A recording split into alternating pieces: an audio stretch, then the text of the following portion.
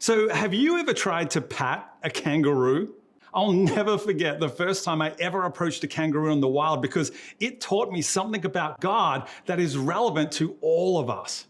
My name is Dave, and I'm going to tell you what happened with this wild kangaroo in just a minute. But first, I want to read today's verse of the day because it is directly connected. The verse is Hebrews 4:16, which says, "Let us then approach God's throne of grace with confidence, so that we may receive mercy and find grace to help us in our time of need." Now, isn't it true that how we approach something depends entirely on how we see it? I mean, when I approached that kangaroo, I was really hesitant.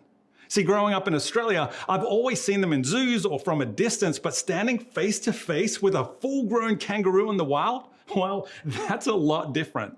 And it's the same with God. Your approach to God is determined by how you see God.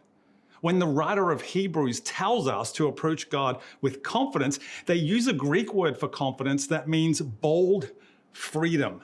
See, we're invited to come before God with bold freedom, not because we're worthy, but because He is gracious. So no matter what you've done, no matter what you've said, and no matter what you've been through, you don't have to be afraid to approach God. You can approach Him confidently, knowing that when you do, He will give you mercy and grace in your time of need. Amen.